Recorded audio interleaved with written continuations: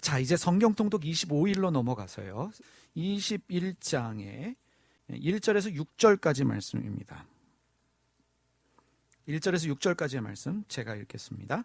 다윗의 시대에 해를 거듭하여 3년 기근이 있으므로 다윗이 여호와 앞에 간구하매 여호와께서 이르시되 이는 사울과 피를 흘린 그의 집으로 말미암으니 그가 기브온 사람을 죽였음이라 하시는지라.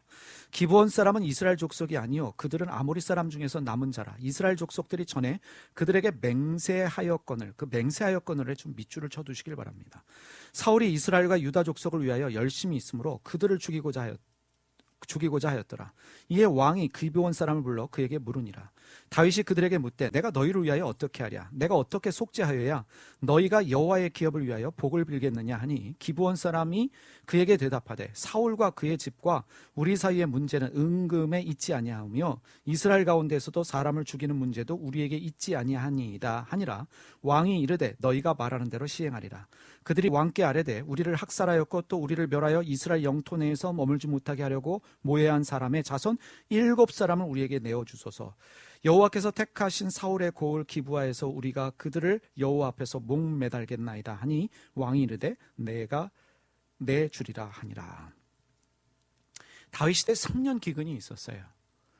그 3년 기근이 있으니까 다윗은 늘 기도하는 사람 아니겠습니까? 하나님께 왜 이런 기근이 생기는지를 물었고, 주님은 그 일이 기브온 사람들을 함부로 죽였기 때문이다 라는 말씀을 주십니다. 여호수아가 가나안을 정복할 당시에 가나안에 살고 있었던 모든 민족들을 멸살하는 것이 주님의 명령이었거든요. 근데 기브온 민족이 야 이러다 우리 죽겠다 해가지고는 이 두려움을 느껴서 자기들이 마치 먼 나라 민족인 것처럼 속여서 이 이스라엘 민족과 조약을 맺습니다. 언약을 맺어요. 소위 말해서 화친을 합니다. 우리를 죽이지 마라. 우리는 당신들에게 협조하겠다. 화친 조약을 맺었습니다. 그래서 이스라엘은 그들을 해하지 않고 그들을 살릴 것을 주님의 이름으로 맹세했어요. 맹세했습니다. 그런데 사울이 왕이 된 후에 오랜 시간이 지났죠. 이스라엘과 유다의 명예에 집착하던 이 사울 왕이 주님의 이름으로 맹세한 일, 언약한 일을 무시하고 기브온 사람들을 죽였습니다. 타 민족들을 말살하는 정책을 쓴 거예요. 바로 그 이유 때문에 하나님이 이스라엘 땅에 3년 기근을 내리셨습니다. 그러니까 기근의 이유를 알게 된 다윗이 기브온 사람들에게 묻습니다. 어떻게 하면 좋겠느냐? 왜냐하면 기근을 해결하기 위해서는 기브온 사람들의 축복이 필요했기 때문입니다. 그랬더니 기브온 사람들이 이 일을 행한 사람 자손 7명을 달라고 얘기를 해요. 사울 자손 7명을 달라는 거예요. 그래서 다윗이 요나단과의 언약 때문에 요나단의 아들 무비보셋을 제외하고 사울 집안의 아들 7명을 넘깁니다. 그래서 기브온 민족이 그들 7명을 목에 매달습니다. 목 매달아 죽여버려요. 근데 여러분 참 이해가 되지 않는 이야기죠. 이 성경에 이런 얘기가 나오면 참 난해합니다. 어떻게 이해를 해야 될까? 왜냐하면 부모가 잘못했는데 왜 자식이 죽어야 됩니까? 사울이 잘못했는데 왜 사울의 자손들 7명이 죽어야 되느냐? 여러분 자녀들이 이 질문을 하면 어떻게 답을 하시겠습니까? 부모의 잘못 때문에 자녀의 죽음을 허락하시는 이 하나님이 이해가 되지 않습니다. 여러분 중요한 것은 성경은 사건으로 이해하거나 도덕적 윤리적 관점으로 이해하려고 하면 이해가 불가능한 이야기들이 가득 차 있습니다. 성경은 사건으로 이해하지 마십시오. 물론 사건으로 이해하는 것도 중요하지만 그 사건이 남겨놓은 뜻이 있습니다. 의미가 있습니다. 그것을 가져와서 오늘 우리에게 적용하는 일이 중요해요. 특히 윤리적 도덕적 잣대로 가지고 접근하면 성경은 난해해집니다. 중요한 것은 여기에 있습니다. 오늘 이 사건을 통해서 오늘을 사는 우리에게 주시는 말씀이 무엇이냐, 무엇을 가르치기 원하시느냐, 이것이 우리에게 중요합니다. 바로 이것입니다. 여러분 성경은 부모의 죄 때문에 자녀가 죽어야 한다라는 것을 말하는 것이 아닙니다. 이걸 그대로 적용해서 부모의 죄를 자녀에게 묻는 것도 대가집을 하는 것도 올바른 적용은 아닙니다. 부모의 죄가 자녀에게 3대 4대 흘러간다라고 말해서도 안 됩니다. 지금 중요한 것은 죄의 영향력을 말하고 있습니다. 다시 말하면 죄는 나도 죽고 죄는 가족도 죽고 죄는 내 자녀도 죽입니다. 죄의 영향력이에요. 그런데 여러분, 죄의 대가는 죽음이라는 사실을 우리가 깨닫지요. 죄의 결국은 죽음입니다. 제가 여러분들에게 분명히 구약에 부모의 죄가 3, 4대 자녀에게 흘러간다라고 말씀하고 있는 것을 아는데 왜 그 말을 하지 말라고 하느냐? 우리는 지금 신약 세대를 살고 있습니다. 예수님이 십자가에서 다 해결하셨습니다. 바로 죄 때문에 여러분도 죽고 여러분 가족도 죽고 자녀도 죽어야 되는데 그 문제를 해결하시기 위해서 예수님이 피 흘려 주셨습니다. 우리가 목매달아서 우리가 죽어야 되는데 예수님이 쟤네들이 아니다. 쟤네들이 죽을 필요 없다. 왜 하나님 자녀들을 건드리느냐? 예수님이 대신 십자가에서 매달려 죽으셨기 때문에 우리는 죄와 사망의 법에서 해방이 되었습니다. 바로 우리가 이 사건을 읽을 때 이 사건 속에서 우리의 죄의 문제를 해결하신 예수님을 볼 수 있어야 합니다. 다시 한번 말씀드립니다. 죄의 결국은 사망입니다. 그런데 그 문제를 해결하시기 위해서 예수 그리스도가 이 세상에 오셨고 그 예수님의 십자가의 죽음 때문에 우리는 죄와 사망의 법에서 해방이 되었습니다. 그런데 여러분, 일반적으로 처형당한 사람은 이렇게 나무에 매달려 죽잖아요. 당일에 내려서 장사 지내는 게 일반적인 법입니다. 당일에 시체를 내려서 장사를 지내는데 지금의 상황은 3년 기근에 대한 하나님의 진노로 인한 처형이기 때문에 당일에 장사되지 못하고요. 비가 내릴 때까지 나무 위에 그대로 방치해 두어야 합니다. 근데 문제는 여기 있어요. 여러분, 이렇게 시체를 방치해 두잖아요. 그러면 이제 뭐 독수리 같은 것들이 와서 이제 쪼아먹든지 맹수들이 와서 시체를 훼손시키면 이건 치욕적인 일입니다. 치욕적인 일이에요. 지금 7명이 매달려 있는데 시체가 방치되어 있는데 사울의 첩이었던 리스바라는 여자가 이후에 등장하죠. 리스바가 등장해서 이 리스바가 두 아들을 잃었어요. 사울의 첩이었는데 두 아들을 낳았는데 두 아들이 지금 죽었어요. 그래서 죽은 아들들의 시체에 새와 들짐승이 범하지 못하도록 밤낮으로 지켰습니다. 밤낮으로요. 추수 시작될 때부터 호우가 쏟아질 때까지라고 하는 것은 6개월입니다. 여러분, 6개월이면 이미 시체가 부패하고 있었을 거예요. 그런데 이런 들짐승들이 접근하지 못하도록, 새들이 접근하지 못하도록 6개월 동안이나 그 시체를 지켰습니다. 그런데 이 10절에 보면 이 리스바에 대해서 말하기를 아야의 딸이라고 얘기를 하잖아요. 10절에 보면 아야의 딸이라고 하는데 아야의 딸 리스바. 근데 이 이름을 보면 너무 재밌어요. 이 아야라는 뜻이 뭐냐면 송골매라는 뜻이에요. 송골매의 딸이에요. 송골매의 딸이 송골매를 쫓고 있는 거예요. 그리고 이 리스바라는 이름의 뜻은 뭐냐면 뜨거운 돌이에요. 그러니까 굉장히 열정이 있는 여자라는 뜻이지요. 자, 그런데 6개월 동안 그렇게 했는데 이 일을 전해들은 다윗이 곧바로 한 가지를 기억해내고 길르앗 야베스 사람들에게 가서 사울과 그의 아들 요나단의 유해를 찾아옵니다. 이 리스바의 여자가 어떤 일을 했는지를 듣고는 곧바로 길르앗 야베스에 가가지고 야베스 길르앗 사람들에게 가가지고 이 죽임을 당한 사울과 요나단의 유해들을 그들이 장사 지냈거든요. 그 장사 지낸 유해를 되찾아와 가지고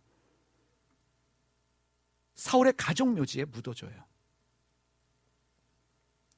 사울의 가족들이 가족 묘지에 묻힐 수 있도록 다시 한번 장례를 치러줍니다.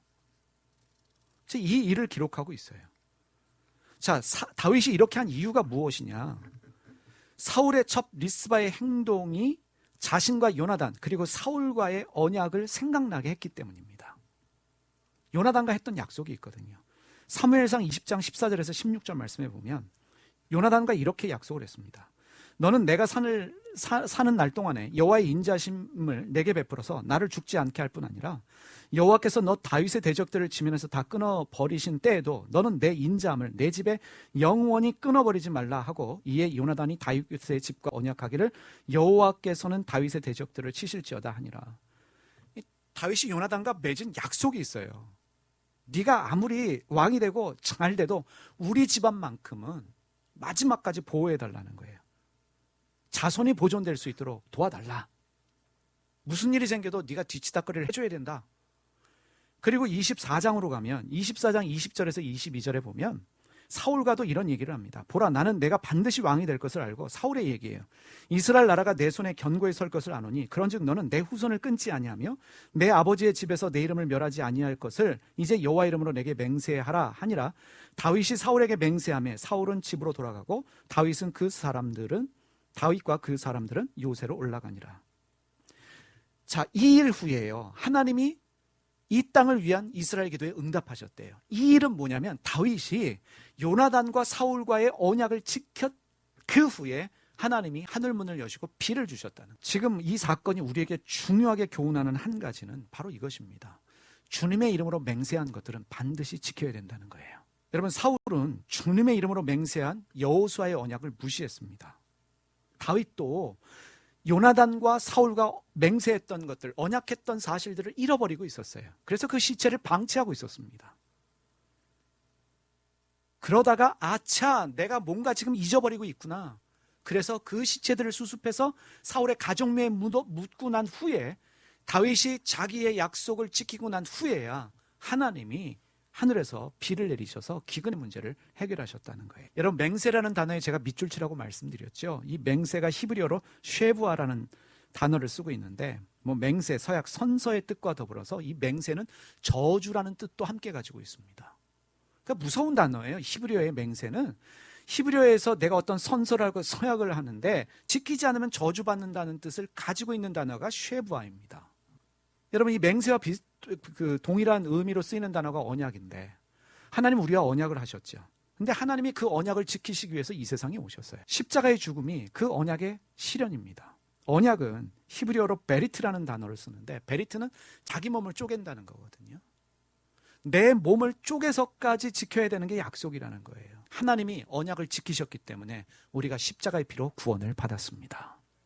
하나님은 약속을 반드시 지키십니다. 그래서 하나님의 백성들도 약속한 것들, 특별히 주님의 이름으로 서약한 것들은 지키는 열심과 노력과 애씀이 있어야 됩니다. 자, 그리고 사무엘하 21장 15절에서 22절 말씀인데, 자, 15절에서 22절인데, 여기에 보면은요, 자, 이제 465페이지죠. 이 말씀은 그렇게 중요한 말씀은 아닌데 중요한 말씀이에요. 자, 22절 말씀만 한번 볼까요? 465페이지에 22절 말씀 함께 읽어볼까요? 이 네 사람 가드의 거인족의 소생이 다윗의 손과 그의 부하들의 손에 다 넘어졌더라. 이 말씀을 읽다 보면 이 골리앗이 거인이잖아요. 이 집안의 거인이 또 다른 4명이 있다는 걸 알게 돼요. 그러니까 골리앗 포함해서 5명이 거인족이었던 거예요. 그러면 이해가 되는 거예요. 왜 다윗이 물맷돌 5개를 들고 나갔을까요? 그 집안이 5명이라는 걸 알고 있었던 거예요. 근데 이걸 모르면, 이 골리앗 집안의 거인이 5명이었다는 걸 모르면 이 5개를 너무 영적으로 해석하다가 별 이상한 얘기들이 다 나와요. 준비성이 많았다. 하나 가지고 안 되니까 이제 2개로도 하려고 했고, 이렇게 저렇게 이제 얘기가 풀어가는 거예요. 그러니까 성경을 제대로 아는 게 중요합니다. 그리고 이제 사무엘하 22장이잖아요. 사무엘 22장 1절에서 51절인데 제목이 뭘로 붙어져 있어요? 다윗의 승전가. 이 말씀은 시편 18편과 동일한 내용들입니다. 시편 18편, 거기다 시편 18편이라고 써놓으시면 좋을 거예요. 근데 시편 18편은 이미 우리가 읽은 말씀이에요. 시편 18편 말씀을 이미 읽었는데, 이 내용들은요, 특별히 사울의 죽음 이후에 나를 사울의 집안으로부터, 원수들로부터 지켜주신 주님의 은혜에 감사해서 시편 18편을 썼기 때문에 사울의 죽음 이후가 사무엘하 1장 이후거든요. 그래서 사무엘하 1장을 읽고 나서 우리가 시편 18편을 읽은 이유가 바로 거기에 있습니다. 자, 그러면 사무엘하 22장은 시편 18편과 같은 말씀이고, 이제 23장으로 넘어가 볼게요. 자, 467페이지에 사무엘하 23장으로 넘어가면 거기에 뭐라고 써 있습니까? 다윗의 마지막 말. 예, 다윗의 마지막 말이 기록되어 있고 8절부터는 다윗의 용사들을 기록하고 있습니다. 다윗과 함께했던 용사들을 기록하고 있어요. 그리고 이제 이어지는 말씀이 역대 상 말씀입니다. 469페이지로 가시면 역대상 18장 1절에서 17절 말씀, 다윗의 뭐로 되어 있습니까? 승전 기록들입니다. 이 승전 기록들이 20장까지 기록되어 있어요. 그래서 다윗의 승전 기록들, 다윗이 이겼다라고 하는 사실들을 20장까지 계속해서 기록하고 있습니다. 자, 그리고 나서 보니까 이제 시편 말씀이 나오죠. 시편 몇 편이 기록되어 있어요? 60편이 되어 있죠. 471페이지에 시편 60편 1절에서 12절인데, 자, 이 말씀을 함께 보겠습니다. 뭐라고 되어 있냐면, 하나님이여 주께서 우리를 버려 흩으셨고 분노하셨사오나 지금은 우리를 회복시키소서. 주께서 땅을 지키사 갈라지게 하셨사오니 그 틈을 기우소서. 땅이 흔들림이니이다. 주께서 주의 백성에게 어려움을 보이시고 비틀거리게 하는 포도주를 우리에게 마시게 하셨나이다. 주를 경외하는 자에게 깃발을 주시고 진리를 위하여 달게 하셨나이다. 주께서 사랑하신 자를 건지시기 위하여 주의 오른손으로 구원하시고 응답하소서. 하나님이 그 거룩하심으로 말씀하시고 내가 뛰놀리라. 내가 세겜을 나누며 숫꽃 골짜기를 측량하리라. 길르앗이 내 것이요 므낫세도 내 것이며 에브라임은 내 머리에 투구요 유다는 나의 귀이며 모압은 나의 목욕통이라. 에돔에는 나의 신발을 던지리라. 블레셋아 나로 말미암아 외치리라 하셨도다. 누가 나를 이끌어 견고한 송에 들이며 누가 나를 에돔에 인도할까? 하나님이여 주께서 우리를 버리지 아니하셨나이다. 하나님이여 주께서 우리 군대와 함께 나가지 아니하시나이다. 우리를 도와 대적을 치게 하소서. 사람의 구원은 헛됨이니이다. 12절 다 같이 함께 읽겠습니다. 우리가 하나님을 의지하고 용감하게 행하리니 그는 우리의 대적을 밟을 심리로이다. 예, 시편 60편은 승리에 대한 감사의 찬양이며 기도예요. 다윗이 승리했던 이유가 무엇이냐? 하나님이 함께 하셨기 때문입니다. 다윗은 하나님이 함께 하신다라는 믿음으로 나아갔고 매 순간에 하나님의 도움을 구했습니다.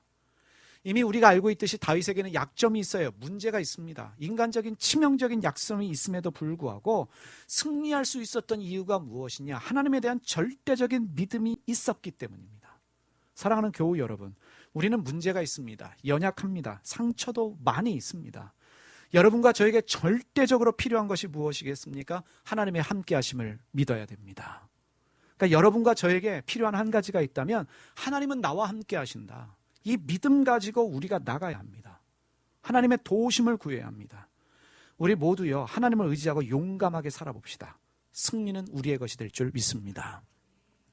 그러면 하나님이 승리를 주시면 겸손해야 되는데, 여러분 이 성경이 참 기가 막힌 게 그대로 적어요. 다윗도 인간이에요. 계속되는 승리가 되다 보니까 사람이 뭐해져요? 교만해지는 거예요. 교만해져서 전쟁하러 나가지 않고 자기가 있어야 될 하마콤의 자리가 어디예요? 전쟁터인데 어디로 가세요? 왕궁 옥상으로 올라갔죠. 그러다가 밧세바에게 마음을 빼앗겨 버려요. 그게 하루 이틀에 벌어진 일이 아니에요. 성경을 보면 밧세바에게 이미 마음이 빼앗기고 있었고, 하나님을 향해야 될 마음이 사람에게 향하니까 결국은 교만이 생기고 결국은 넘어지는 거예요. 근데 또 한 번의 시련이 찾아옵니다. 여러분 사무엘하 24장 10절에서 15절을 볼까요? 자, 사무엘하 24장 10절에서 15절까지 말씀만 볼게요. 472페이지죠. 다윗이 백성을 조사한 후에 그의 마음에 자책하고 다윗이 여호와께 아뢰되 내가 이 일을 행함으로 큰 죄를 범하였나이다. 여호와여 이제 간과없나니 종의 죄를 사하여 주옵소서. 내가 심히 미련하게 행하였나이다 하니라. 다윗이 아침에 일어날 때 여호와의 말씀이 다윗의 선견자 된 선지자 갓에게 임하여 이르시되 가서 다윗에게 말하기를 여호와께서 이와 같이 말씀하시기를 내가 내게 세 가지를 보이노니 너를 위하여 그 중에 하나를 택하라. 내가 그것을 내게 행하리라 하셨다 하시니 갓이 다윗에게 이르러 아뢰어 이르되 왕의 땅에 7년 기근이 있을 것이니까, 혹은 왕이 왕의 원수에게 쫓겨 석 달 동안 그들 앞에서 도망하실 것이니까, 혹은 왕의 땅에 사흘 동안 전염병이 있을 것이니까 왕은 생각하여 보고 나를 보내신 이에게 무엇을 대답하게 하소서 하는지라. 다윗이 갓에게 이르되 내가 고통 중에 있도다. 청하건대 여호와께서는 긍휼이 크시니 우리가 여호와의 손에 빠지고 내가 사람의 손에 빠지지 아니하기를 원하노라 하는지라. 이에 여호와께서 그 아침부터 정하신 때까지 전염병을 이스라엘에게 내리시니 단에서부터 부엘세바까지 백성이 죽은 자가 몇만 명이었더라? 7만 명이요. 다윗의 실수 때문에 7만 명이 죽어요. 이것도 하나님이 은혜 베푸셔서 여기서 멈췄지요. 그 동일한 사건을 역대상에서 기록하고 있어요.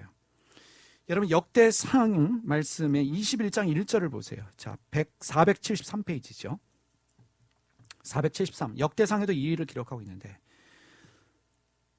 1절에 보니까 누가 일어나? 사탄이 일어나 이스라엘을 대적하고 누구를 충동하여?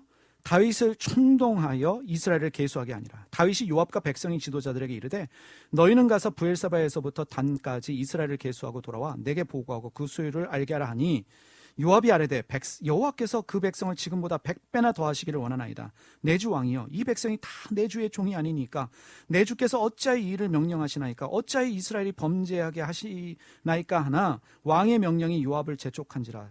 드디어 요압이 떠나 이스라엘 땅을 두루 다닌 후에 예루살렘으로 돌아와 요압이 백성의 수요를 다윗에게 보고하니 이스라엘 중에 칼을 뺄 만한 자가 110만 명이요 유다 중에 칼을 뺀 자가 47만 명이라. 요압이 왕의 명령을 마땅치 않게 여겨 레위와 베냐민 사람은 계수하지 아니하였더라.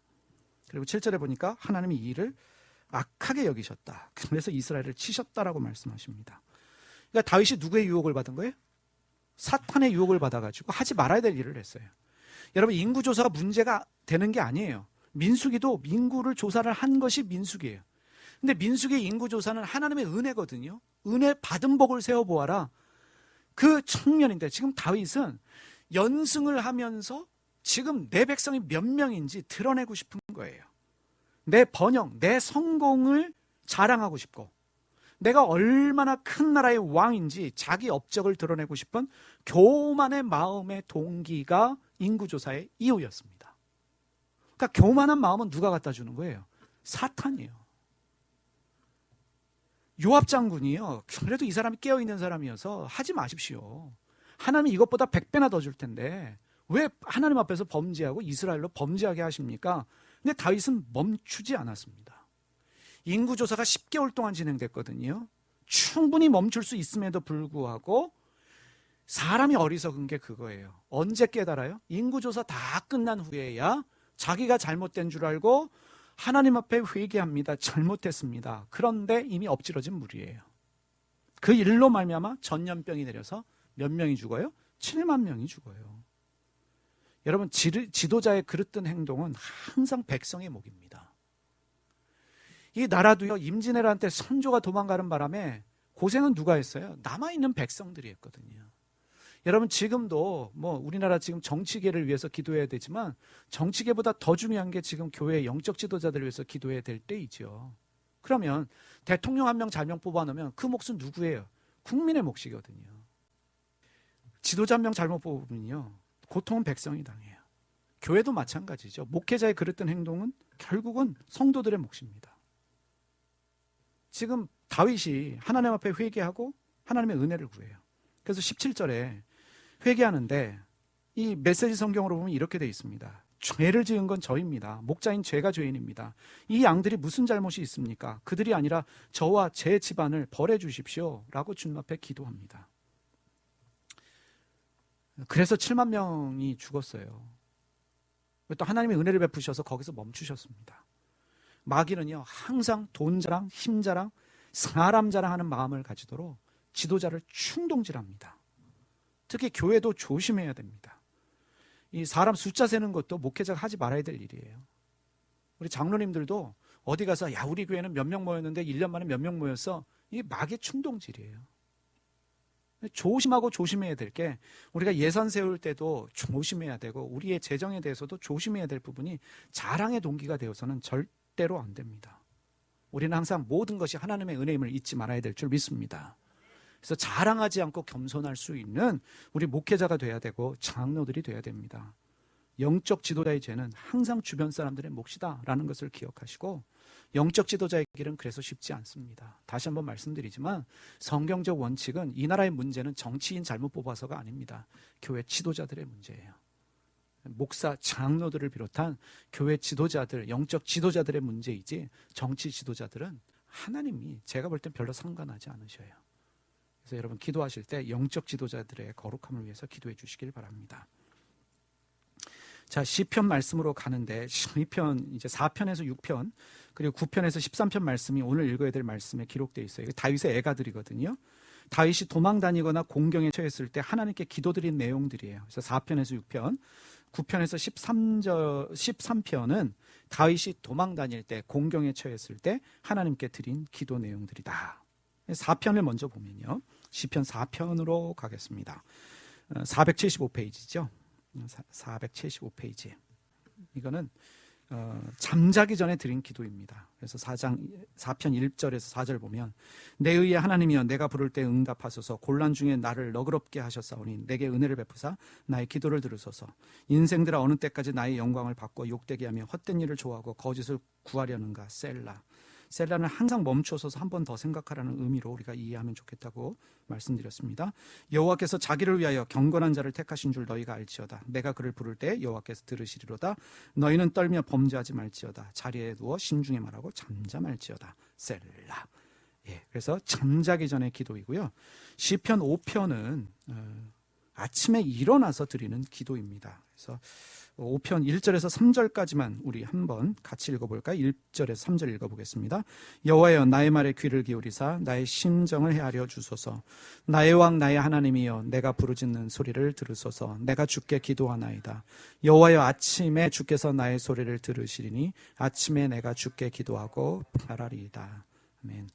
예, 그리고 시편 6편은 마음의 잘못한 일에 대해 회개하는 기도입니다. 그래서 마음에 항상 뭔가 불편이 느껴지거나 마음이 어려울 때 주님 앞에서 마음을 돌아봐 주십시오 라고 할 때 드린 기도였습니다. 그래서 7절에서 10절까지만 볼까요? 7절에서 10절 한번 읽어보겠습니다. 내 눈이 근심으로 말미암아 소매하며 내 모든 대적으로 말미암아 어두워졌나이다. 악을 행하는 너희는 다 나를 떠나라. 여호와께서 내 울음소리를 들으셨도다. 여호와께서 내 간구를 들으심이며 여호와께서 내 기도를 받으시리로다. 내 모든 원수들이 부끄러움을 당하고 심히 떨미며 갑자기 부끄러워 물러가리로다. 아멘. 9편에서 13편까지 말씀은 감사 찬송과 기도입니다. 시편 9편은 승리에 대한 감사 찬송과 기도이고요. 자, 9편의 3절만 한번 읽어보겠습니다. 3절. 내 원수들이 물러갈 때 주 앞에서 넘어져 망하니이다. 예, 이거는 주님 앞에서 주신 승리에 대해서 감사하는 기도, 또 찬양하는 그 기도라는 걸 우리가 알 수 있고요. 10편부터 13편까지가 악인으로부터 보호하여 달라는 기도입니다. 그래서 477페이지에 시편 10편은 주님 악인으로부터 날 보호해 주십시오라는 기도인데 14절과 15절 말씀만 먼저 보겠습니다. 478페이지에 14절 15절 함께 읽겠습니다. 주께서 보셨나이다. 죽는 재앙과 원한을 감찰하시고 주의 손으로 갚으려 하시오니 의외로운 자가 주를 의지하나이다. 주는 벌써부터 고아를 도우시니이시이다. 악인의 팔을 꺾으소서. 악한 자의 약을 더 이상 찾아낼 수 없을 때까지 찾으소서. 여호와께서는 영원 무궁하도록 왕이시니 이방 나라들이 주의 땅에서 멸망하였나이다. 아멘. 자, 11편 가서요. 11편의 6절과 7절입니다. 6절과 7절 함께 읽겠습니다. 여호와의 말씀은 순결함이요. 죄송합니다. 읽겠습니다. 악인에게 그물을 던지시리니 불과 유황과 태우는 바람이 그들의 잔의 소득이 되리이로다. 여호와는 의로우사 의로운 일을 좋아하시나니 정직한 자는 그의 얼굴을 배우리이다. 12편이요. 12편은 1절과 2절 함께 읽겠습니다. 여호와여 도우소서. 경건한 자가 끊어지며 충실한 자들이 인생 중에서 끊어지나이다. 그들이 이웃에게 각기 거짓을 말하며 아첨하는 입술과 두마우로 말하는 도다. 예, 그리고 13편 마지막입니다. 3절부터 5절 읽어보겠습니다. 여호와 내 하나님이여 나를 생각하사 응답하시고 나의 눈을 밝히소서. 두렵건대 내가 사망의 잠을 잘까 하오며 두렵건대 나의 원수가 이르기를 내가 그를 이겼다 할까 하오며 내가 흔들릴 때 나의 대적들이 기뻐할까 하나이다. 나는 오직 주의 사랑을 의지하였사오니 나의 마음은 주의 구원을 기뻐하리이다. 아멘. 예, 그래서 오늘 분량이 끝났는데 다윗이 도망다니고 위협을 당할 때 가졌던 이 가난한 마음이 그대로 기록되어 있어요. 다윗이 정말 그 사울을 피해 다니면서 힘들고 어려울 때, 배고플 때 하나님 앞에 드렸던 이 가난한 마음, 첫 마음이 기록되어 있습니다. 이걸 잊지 말아야 되는데 다윗도 사람이에요. 성공하고 높은 자리에 올라가면 잊어버립니다. 마귀의 유혹을 받아요. 그래서 교만해져서 넘어지고 시련을 당합니다. 여러분과 저라고 예외일까요? 아니요. 우리는 다윗보다 더 할 거예요. 첫 마음, 첫 가난한 마음, 첫사랑을 잊지 말아야 되는데 좀 뭔가 편해지면 좀 뭔가 살만하면, 좀 뭔가 괜찮으면 곧바로 마귀의 유혹에 넘어져서 주님을 멀리하고 세상으로 빠지는 경향성이 우리에게 있습니다. 그래서 사람인 우리에게는 하나님의 은혜가 늘 필요합니다. 하나님의 도우심이 필요해요. 그래서 매일같이 말씀을 읽고요, 매일같이 기도하는 거예요. 매일같이 하나님으로 시작하고 매일같이 말씀을 먹으면서 회개하는 삶을 살아야 될 이유가 여기에 있습니다. 우리는 때로 넘어집니다. 여러분, 넘어지지 않는다는 건 거짓말이에요. 저도 넘어지고 여러분도 넘어지지만, 여러분, 넘어지는 게 중요한 게 아니라 넘어진 우리를 다시 일으키시는 분이 주님이십니다. 다시 일어나면서 성숙해지고 성장하는 거예요. 때로는 우리가 좌절합니다. 때로는 우리가 실족합니다. 근데 회복하시는 분이 누구예요? 주님이십니다. 주님이 우리와 함께 하시기 때문에 우리는 다시 회복해서 다시 쓰임받고 더 믿음의 진일보하게 될 줄 믿습니다. 실패도 합니다. 그런데 그 실패 가운데 기적을 주시는 분이 주님이신 줄 믿고, 오늘도 주님이 나를 붙드신다, 이 믿음 가지시면서 끊임없이 나에게 말씀하시는 이 주님을 성경 속에서 만나시기를 바랍니다.